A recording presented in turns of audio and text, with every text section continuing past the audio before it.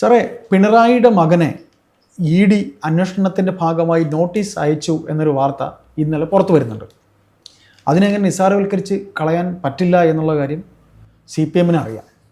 അപ്പോൾ ഈ life mission കേസുമായി ബന്ധപ്പെട്ട് സ്വപ്ന സുരേഷിനെ അറസ്റ്റ് ചെയ്തതിന് ശേഷം സ്വപ്നയുടെ ഒരു സ്റ്റേറ്റ്മെൻറ്റ് ഇപ്പോൾ പുറത്തു വരുന്നുണ്ട്. സ്വപ്ന അന്ന് പറഞ്ഞത്, കേസിൽ ശിവശങ്കറിന് അറസ്റ്റിലായ ശേഷം 2023 ഫെബ്രുവരി 15-ന് സ്വപ്ന സുരേഷ് മാധ്യമങ്ങളിലൂടെ പ്രതികരിച്ചത് ഇങ്ങനെയാണ്: മുഖ്യമന്ത്രിയുടെ വിശ്വസ്തനായ CM രവീന്ദ്രനെ ചോദ്യം ചെയ്താൽ മുഖ്യമന്ത്രിയുടെ ഭാര്യ, മകൾ, മകൻ എന്നിവരുടെ അഴിമതികൾ പുറത്തു വരും. വിവേക് കിരണിനൊപ്പം CM രവീന്ദ്രനും ED സമൻസ് അയച്ചിരുന്നു. ഈ CM രവീന്ദ്രനെ ED ചോദ്യം ചെയ്തതായിട്ട് വാർത്തയുണ്ടായിരുന്നു.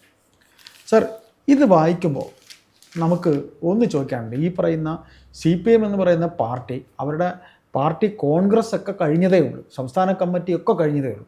2023 നടന്നൊരു സംഗതിയാണ്. പിണറായി വിജയൻ ഇത് പാർട്ടിയിൽ നിന്ന് ഒളിച്ചു വെച്ചു, അല്ലെങ്കിൽ പാർട്ടി ഇത് അറിഞ്ഞതായി നടിച്ചില്ല. എന്താണ് ഇതിൻ്റെ ഇപ്പോഴത്തെ ഒരു അവസ്ഥയിൽ എന്താ പറയാൻ പറ്റുന്നത്? എന്നാൽ ആ കാലഘട്ടത്തിൽ പിണറായി വിജയന് ഒരു അനുകൂല ഘടകം ഉണ്ടായിരുന്നത് പാർട്ടിയുടെ അഖിലേന്ത്യാ ജനറൽ സെക്രട്ടറി പ്രകാശ് കാരാട്ടായിരുന്നു. അതെ, പിണറായി യെച്ചൂരിയായിരുന്നു. യെച്ചൂരി ഇപ്പോഴല്ലേ വന്നത്, അതിന് മുമ്പ് പ്രകാശ് കാരാട്ടായിരുന്നു. അപ്പോൾ ഈ പ്രകാശ് കാരാട്ട് പിണറായി വിജയൻ്റെ എല്ലാ വൃത്തികേടുകളെയും സപ്പോർട്ട് ചെയ്യുന്ന ആളായിരുന്നു. പ്രത്യേകിച്ച് കേരള ഘടകത്തെ സപ്പോർട്ട് ചെയ്യുന്ന ആളായിരുന്നു. അതെ, ബംഗാൾ ഘടകം നമുക്കെതിരുമായിരുന്നു. അതെ.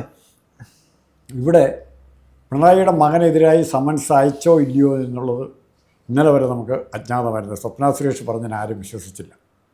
സ്വപ്ന സുരേഷിനെ ഒരു റിലയബിളായിട്ടുള്ള ക്യാരക്ടർ അല്ലാതാക്കി മാറ്റാൻ ഇവിടുത്തെ മാധ്യമങ്ങൾ ഉൾപ്പെടെയുള്ളവർ ശ്രമിച്ചു. പക്ഷേ അവർ പറഞ്ഞ ഓരോ കാര്യവും ഓരോന്നോരോന്നായി തെളിഞ്ഞു വരികയാണ്. അതുകൊണ്ട് സരിതയുടെ കാര്യത്തിൽ നേരെ മറിച്ചാണ് സംഭവിക്കുന്നത്. സരിത പറഞ്ഞ പല കാര്യങ്ങളും തെറ്റാണെന്ന് തെളിയിക്കപ്പെട്ടുകൊണ്ടിരിക്കുക. സ്വപ്ന സുരേഷ് പറഞ്ഞ ഓരോ കാര്യവും ശരിയാണെന്ന് പറഞ്ഞു. പിന്നെ രണ്ടാമത്, നമ്മുടെ എൻഫോഴ്സ്മെൻറ്റ് ഡയറക്ടറേറ്റിനെ കുറിച്ച് നമുക്കൊരു സങ്കല്പമുണ്ട്. സെൻട്രൽ ഗവൺമെൻറ് ഏജൻസിയാണ്, കുറേ കൂടെ സുതാര്യമായ നടപടികൾ എടുക്കും. പക്ഷേ ഇപ്പോൾ കാണുന്നത് മോഡി പിണറായി അത്തരം ഒരു കോമ്പിനേഷൻ പല സ്ഥലങ്ങളിൽ ഓരോ സ്റ്റേറ്റുകളിലും ഉണ്ടായ ശേഷം കേന്ദ്ര ഗവൺമെൻറ്റിൻ്റെയും സംസ്ഥാന ഗവൺമെൻറ്റിൻ്റെയും നിഷ്പക്ഷമായി നീതിക്കനുകൂലമായ നിലപാടെടുക്കുമെന്ന് നമ്മൾ പ്രതീക്ഷിച്ച സെൻട്രൽ ഗവൺമെൻറ് ഏജൻസിയും സ്റ്റേറ്റ് ഗവൺമെൻറ് ഏജൻസികളും ഇന്ന് ഭരിക്കുന്നത് ആരാണ്, അല്ലെ ഭരണകൂടത്തിൽ സ്വാധീനമുള്ളവരാരാണ്, ഭരിക്കുന്നതെന്ന് പറഞ്ഞിട്ട് ഭരണകൂടത്തിൽ സ്വാധീനമുള്ളവരാരാണ്, അവരുടെ താല്പര്യങ്ങൾക്ക് വേണ്ടി മാത്രം ചലിക്കുന്ന കേവലം ഉപകരണങ്ങൾ മാത്രമായി, അല്ലെ കൂട്ടിലെ തത്ത മാത്രമായി സുപ്രീം കോടതി പണ്ട് പറഞ്ഞ പോലെ. കാരണം ഇപ്പോൾ ലാവ്ലിൻ കേസ് മാറ്റിവെക്കുന്നതുകൊണ്ട് നമ്മൾ ആരെയാണ് കുറ്റം പറയുന്നത്? ലാവ്ലിൻ കേസ് വീണ്ടും മാറ്റിവെച്ചുകൊണ്ടിരിക്കുക. അപ്പോൾ കോടതിയുടെ സമീപനം എങ്ങനെയാണെന്ന് കാണുകയാണ്. കോടതിയുടെ കുറ്റമാണോ, CBIയുടെ കുഴപ്പമാണോ, അതോ വാദി പ്രതികളുടെ കുഴപ്പമാണോ? ഇതിലൊരാരെങ്കിലും കുറ്റവാളിയാണ്.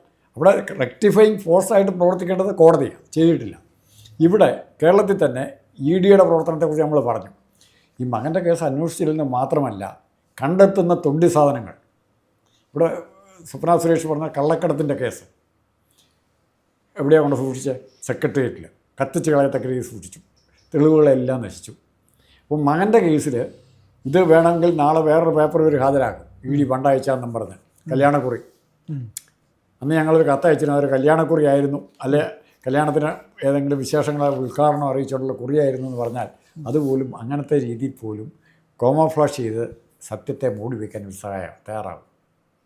ഇവിടെ പിണറായി വിജയൻ്റെ മകനായതുകൊണ്ട് മാത്രമല്ല, അത് വീണ വിജയനായിരുന്നാലും അങ്ങനെ തന്നെ നടന്നേനെ, കമലാ വിജയനായിരുന്നാലും അങ്ങനെ തന്നെ നടന്നേനെ. ഇത് മുൻകാലങ്ങളിൽ കമ്മ്യൂണിസ്റ്റ് പാർട്ടി ഇത്തരം ഒരു ആരോപണം ഉണ്ടായാൽ പോലും സീരിയസ് ആയിട്ട് എടുക്കുമായിരുന്നു. ഇന്ന് അങ്ങനെ എടുക്കാൻ ആരുമില്ല. എന്നാൽ പകരം പറയുന്ന നീയും നക്കിക്കോ, സർക്കാർ കൊടുത്ത് നീയും കൈയിട്ടോന്നാണ് പറയുന്നത്, എന്നിട്ട് നീയും നക്കിക്കോ കിട്ടുന്നത്. ഇതാണ് ഇന്ന്. അല്ലെങ്കിൽ പിണറായിക്കെതിരെ പറയാനുള്ള ധൈര്യമില്ല. ധൈര്യം അല്ല, എല്ലാവർക്കും കിട്ടുന്നത്. പിന്നെ എന്തിനാ പറയുന്നതിന് റിസ്ക് എടുക്കണമെന്തിനാന്നേ? വിധം എല്ലാവർക്കും കിട്ടുന്നുണ്ട്. ഒരു കൊള്ളസംഘായിക്ക് മാറ്റിക്കഴിഞ്ഞാൽ അവിടെ തർക്കം വരുമോ? ഇത് കൊള്ളസംഘം അല്ലാതെ ആരെങ്കിലും ഉണ്ടായിരുന്നവരൊക്കെ രവീന്ദ്രനാഥിനെ പുറത്താക്കിയില്ലേ? പകരം ജലീലിനെ അരിയിട്ട് വാഴിക്കുന്നത്. ആലോചിച്ചുകൊണ്ട് താരതമ്യം ചെയ്താൽ മാത്രം മതി പിണറായി വിജയൻ എങ്ങോട്ട് ചിന്തിക്കുന്നു എന്ന് കൃത്യമായിട്ട് മനസ്സിലാകാം. രവീന്ദ്രനാഥ് എന്ന് പറഞ്ഞ മനുഷ്യനെ എഡ്യൂക്കേഷൻ മന്ത്രിസ്ഥാനത്ത് നിന്ന് മാറ്റിയിട്ട് ആരെ കൊണ്ടുവന്നു? ജലീലിനെ ആ സ്ഥാനത്തേക്ക് വരുന്നത്. ഇവിടെ ജി സുധാകരനെ മാറ്റി പകരം വരുന്ന റിയാസ്, അപ്പോൾ PWD മിനിസ്റ്റർ എന്നുള്ളൊരു ഒരു ചീത്തപ്പേരും കേൾപ്പിക്കാത്ത രണ്ടുപേരാണ് ഇവർ, ഒരു ചീത്തപ്പേരും. ഇതാണ് പിണറായി വിജയൻ്റെ ആറ്റിറ്റ്യൂഡ്. അപ്പം മകൻ്റെ കാര്യത്തിൽ ഇത് അറിഞ്ഞാൽ പോലും ഡൽഹിയിൽ അത്ഭുതം കാണില്ല. പോളിറ്റ് ബ്യൂറോയ്ക്ക് ഒരു ഇതും വരില്ല. കേരളത്തിൽ ആര് പറയുമെന്ന പറയാനുള്ള ഈ ധാർമ്മിക അവകാശം ഇല്ലാതെ ആരെങ്കിലും ആരോപണം ഉന്നയിച്ചാൽ അവൻ വളരെ ബ്ലാക്ക് മെയിലിങ്ങിന് വിധേയനാവും. ഐസക്കിന് പറയാൻ പറ്റുമോ? മുതിർന്ന ഗോവിന്ദന് പറയാൻ പറ്റുമോ? ഗോവിന്ദൻ അവിടെ ആന്തൂർ കേസുണ്ടല്ലേ, ഒരു ആന്തൂർ സാധനവുമായി ബന്ധപ്പെട്ട കേസുണ്ട്, ആത്മഹത്യ ചെയ്ത കേസുണ്ട്, പറയില്ല. പി ജയരാജന് പറയാൻ പറ്റുമോ? പി ജയരാജൻ എല്ലാ കേസും ഉണ്ട്, ക്രിമിനൽ കേസ് ഉൾപ്പെടെയുള്ള എല്ലാ കേസിലും പി ജയരാജനുണ്ട്. MP ജയരാജനും അങ്ങനെ തന്നെ, EP അങ്ങനെ തന്നെ. പിന്നെ ആര് പറയും? പിന്നെ ആരാണ് പറയാൻ? സ്വയം ഇദ്ദേഹം തന്നെ പറയേണ്ടതല്ലേ? ആർഷോ പറയൂ? മകനെ ED വിളിപ്പിച്ചത് പിണറായി വിജയൻ തന്നെ പറയേണ്ടതല്ലേ? ED വിളിപ്പിച്ച കാര്യം പിണറായി പാർട്ടിയിൽ നിന്ന് ഒളിപ്പിച്ചു എന്ന് പറഞ്ഞ ഒരു തെറ്റല്ലേ? അല്ല, അങ്ങനെ കമ്മ്യൂണിസ്റ്റ് പാർട്ടിയിൽ നിന്ന് പണ്ടേ പിണറായി വിജയൻ രാജിവെച്ചു. അത് മറ്റുള്ളവർ രാജിക്കത്താർക്കും പുറത്തു കൊടുത്തില്ലെന്ന് മാത്രമേ ഉള്ളൂ. ഞാൻ അങ്ങനെ എഴുതുന്നത് എങ്ങനെ? ഇത് ഇയാളുടെ EDക്കുള്ള സമൻസ് പോലെ പിണറായി വിജയൻ കമ്മ്യൂണിസ്റ്റ് പാർട്ടിയിൽ നിന്ന് രാജിവെച്ച കത്ത് ആർക്കൊക്കെ കൊടുത്തിട്ടുണ്ട്, കാരാട്ടിന് അങ്ങനെയുള്ളവർക്കൊക്കെ കൊടുത്തിട്ടുണ്ടാവും. പിന്നെ എങ്ങനെ അയാൾക്കെന്നാ കമ്മിറ്റ്മെൻറ്റ് പാർട്ടിയോട് എന്തെങ്കിലും കമ്മിറ്റ്മെൻ്റ് ഉണ്ടോ? അല്ല സാർ, ഇത് പാർട്ടിയിൽ ഒരു 3 തരത്തിൽ ചർച്ചയാകേണ്ടതാണ്. ഒന്ന്, പാർട്ടി കമ്മിറ്റി കൂടുമ്പോൾ ആരെങ്കിലും ഒരാൾ, ഒരു നേതാവ് പരാതിയായിട്ട് പറയണം, ഇങ്ങനെ പിണറായിക്കെതിരെ ഒരു ആരോപണം ഉന്നയിച്ചിട്ടുണ്ട്.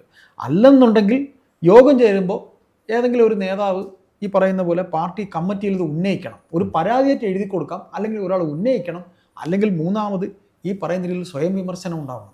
ഇത് മൂന്നും ഇവിടെ നടന്നിട്ടില്ല. നിങ്ങൾ ഇത്ര ക്രൂരനാണെന്ന് ഞാൻ അറിഞ്ഞില്ല.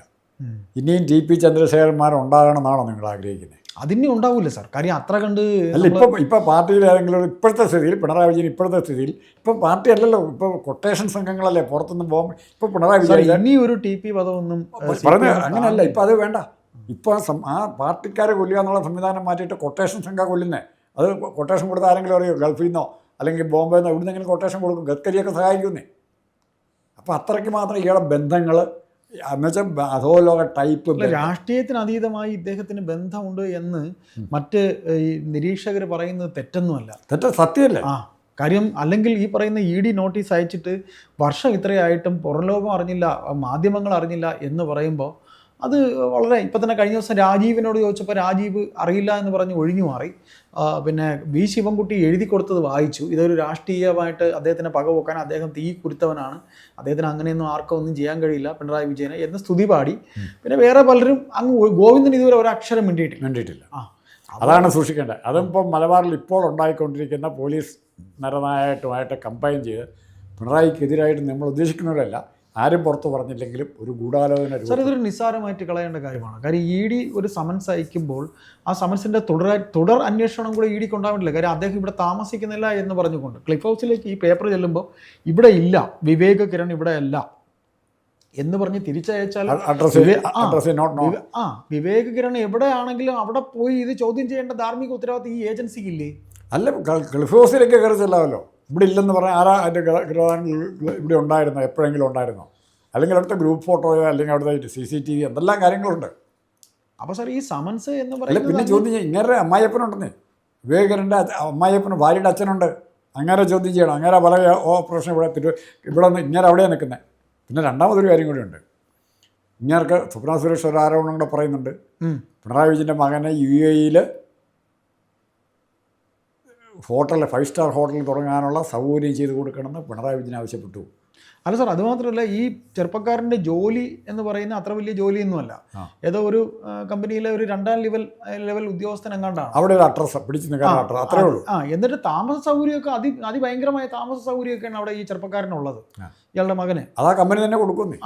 അപ്പോൾ ഏതായാലും ഇതിനെ ഇങ്ങനെ നിസ്സാരവൽക്കരിച്ച് കളയുന്ന കാര്യത്തിൽ BJP ഇതുവരെ ഒരു അക്ഷരം മിണ്ടിയിട്ടില്ല. ഒരു അക്ഷരം പറഞ്ഞിട്ടില്ല. കാര്യം ഇനിയിപ്പോൾ നമ്മളിതിൽ മനസ്സിലാക്കാനുള്ളത്, നിർമ്മലാ സീതാരാമൻ ഇനി എത്ര നാൾ ED വകുപ്പ് കൈകാര്യം ചെയ്തുകൊണ്ട് കേന്ദ്രത്തിൽ ഉണ്ടാകുന്നു അത്രയും കാലം ഈ കേസിൽ. നിർമ്മലാ സീതാരാമൻ എന്നും പറയണ്ട, പെണ്ണുമ്പിള്ള വിട്ടേക്ക്. അമിത്ഷായും ഗഡ്കരിയും മോഡി ഉള്ളിടത്തോളം കാലം. കാരണം ഇത് 2 കാര്യങ്ങളുള്ളൂ. രാഷ്ട്രീയമായ നേട്ടങ്ങൾക്കാണ് പിണറായി വിജയനെ കൊണ്ട് ശ്രമിക്കുന്നതെങ്കിൽ അതിലവർ പരാജയപ്പെട്ടിരിക്കുന്നു. പിണറായി വിജയൻ സഹായിച്ചാൽ പോലും BJPക്ക് കാര്യമായ നേട്ടം ഉണ്ടാകുകയില്ല. അല്ലെങ്കിൽ വലിയ അപകടം സംഭവിക്കണം. CPM-ൻ്റെ വോട്ടുകൾ അതുപോലെ ബൾക്കായിട്ട് BJPക്ക് വേണ്ടി മറിക്കാൻ പിണറായിക്ക് സാധിച്ചാൽ, BJPക്ക് വേണ്ടി ഒന്നിപ്പോൾ വിടരുന്ന് പറയുന്നു, അടുത്ത അസംബ്ലി തെരഞ്ഞെടുപ്പിൽ ആ ഓപ്പറേഷൻ സക്സസ്ഫുൾ ആകിയല്ല, ആ സാധ്യതയൊന്നുമില്ല. ഏതെങ്കിലും കാരണവശാൽ അങ്ങനെ ആയാൽ CPM-ൻ്റെ സ്ഥാനം 3-ാം സ്ഥാനത്തായിരിക്കും. നമുക്ക് 3-ാം ഊഴത്തിന് പകരം ഏതായാലും ഇതിനെ അങ്ങനെ നിസ്സാരവൽക്കരിച്ച് കളയാൻ ആവശ്യമില്ല. ആവശ്യമില്ല.